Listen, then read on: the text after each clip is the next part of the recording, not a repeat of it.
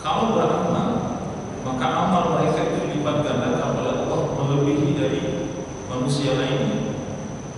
Tidak ada yang bisa menandingi amal mereka. Nabi SAW dalam satu hadis mengatakan, la tasubbu ashabi, walladhi nafsi biyadihi law anna ahadakum anfaqa mithla uhudin dhahaban ma adraka mudda ahadihim wala nasifa. Kata Nabi SAW, jangan kalian mencela sahabatku, jangan kalian mencela sahabatku, kata Rasulullah. Demi Allah yang jiwaku berada di tangannya, kalau seandainya salah seorang dari kalian ini menginfakkan emas sebesar gunung Uhud,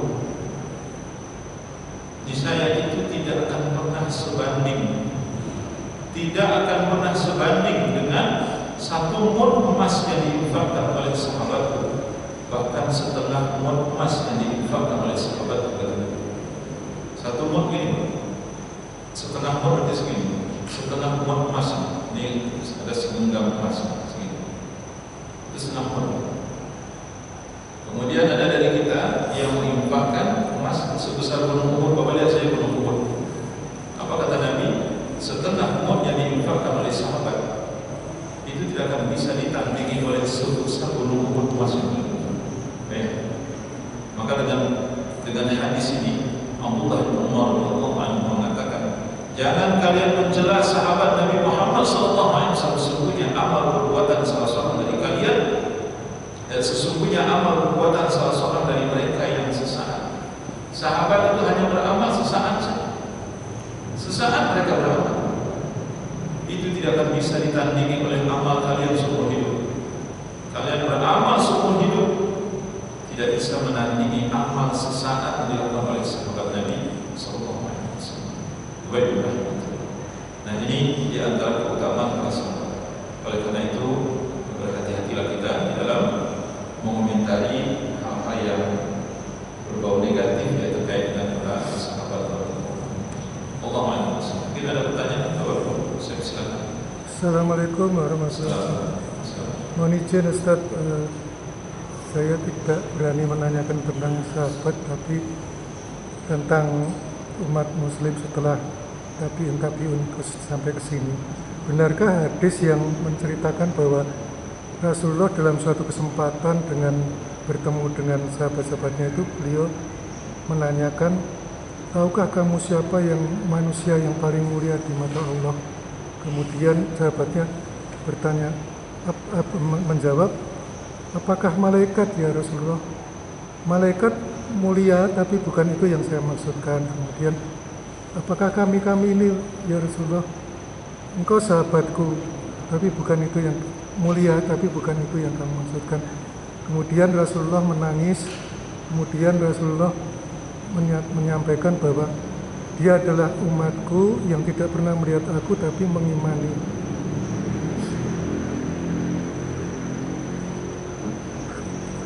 Ini aku. Iya, itu hadis Nabi SAW.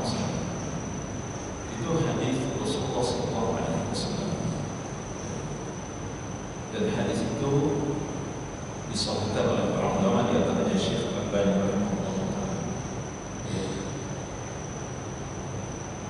Ya, jadi kita ini ada kesempatan sebenarnya untuk mendapatkan apa? Ya, derajat, walaupun mungkin tidak akan pernah sebanding dengan para sahabat. Jadi pujian di sana bukan berarti itu bisa melampaui sahabat Nabi.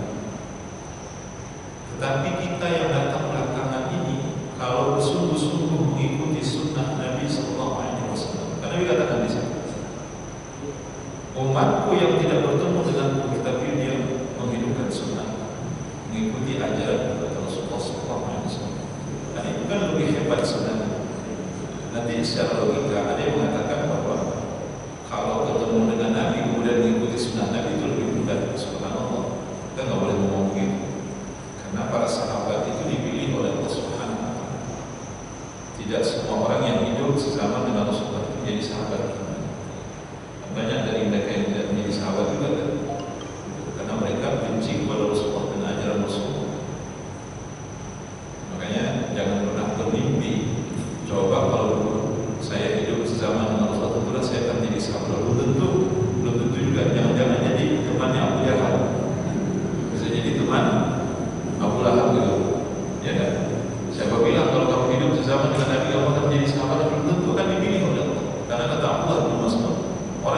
sahabat Nabi itu Allah yang pilih. Kenapa Abu Bakar, kenapa Umar, kenapa Utsman, kenapa Ali, itu Allah yang pilih mereka karena hati mereka bersih. Sahih asarnya dari Abdullah bin Mas'ud radhiyallahu anhu. Nah, kita yang datang belakangan mengikuti ajaran Nabi sallallahu alaihi wasallam, kita tidak bertemu dengan Nabi sallallahu alaihi wasallam, maka dapat pujian dan sanjung. Ada derajat khusus di sisi Allah Subhanahu wa taala. Meski sekali lagi kita tidak akan pernah menandingi para sahabat, karena sahabat itu Allah langsung yang memuji mereka. Sebagaimana kita katakan tadi, jangankan dari segi amal yang begitu banyak yang mereka lakukan, amal yang sedikit, amal yang sesaat saja, ya, sebagaimana digambarkan oleh Nabi Sallallahu Alaihi Wasallam, satu genggam kurma atau satu genggam emas yang mereka infakkan, itu tidak bisa kalian tandingi dengan satu gunung emas. Kalian berinfak satu gunung emas Uhud, kata Nabi Sallallahu Alaihi Wasallam, itu tidak bisa menandingi pahala yang diinfakkan satu genggam emas oleh sahabat. Nah, di situ kan jelas sekali keutamaan yang begitu besar yang dimiliki oleh para sahabat radhiyallahu anhum ajma'in. Tetapi sekali lagi kita mendapatkan kabar gembira dari Allah dan Rasul sallallahu alaihi wasallam. Kalau dari ayat itu sebenarnya walladzina tabauhum bi ihsan, dan orang-orang yang mengikuti mereka dengan baik, mudah-mudahan kita masuk di dalam. Kemudian kalau dari hadis Nabi itu seperti yang saya sebutkan tadi, ya, bahwa kita ini juga disebut oleh Nabi sallallahu alaihi wasallam, ya, orang-orang terbaik. Nabi sallallahu alaihi wasallam, orang mukmin itu kata Nabi adalah orang yang bersabar di atas agama ini, di atas ajaran kata Rasulullah, sekalipun banyak orang yang tidak suka. Sampai-sampai ada seorang mukmin itu digambarkan oleh Nabi seperti menggenggam bara api. Dia tidak mau melepaskan bara api yang ada di tangan walaupun dia terbakar. Inilah umat Nabi sallallahu alaihi wasallam. Orang yang melepaskannya berarti dia mencampakkan agama ini. Dia lebih mementingkan pujian dari orang, dia lebih khawatir dengan hinaan dan caci maki dari orang. Dia tidak peduli dengan agamanya, dia buang agama, dia buang ajaran agama. Subhanallah. Itulah orang yang disebut oleh Nabi tadi. Dia tetap menggenggam ajaranku, memegang ajaranku, sekalipun banyak orang-orang yang memusuhi. Allah Maha Besar. Bapak Ibu rahmatullah. Jadi ini kita bicara tentang keutamaan dan kedudukan para sahabat. Insyaallah ini belum selesai. Insyaallah pada pertemuan yang akan datang kita akan bahas tentang kewajiban kita untuk ittiba kepada para sahabat. Sampai begitu ini kan menjelaskan tentang kedudukan para sahabat.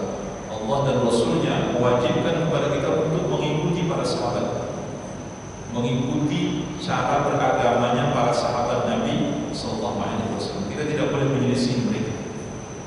Selain dari kita tidak boleh menyelisih Al-Quran dan Sunnah, kita juga tidak boleh menyelisih para sahabat radhiyallahu anhum, karena mereka adalah jamin kebenaran. Jaminan kebenaran itu ada pada diri para sahabat radhiyallahu anhum. Insyaallah pada pertemuan yang akan datang kita bahas. Sallallahu alaihi Muhammad wa ala alihi wa sahbihi wa sallam tasliman katsira. Subhanallahumma wa bihamdika asyhadu an la ilaha illa anta astaghfiruka wa atubu ilaik. Assalamualaikum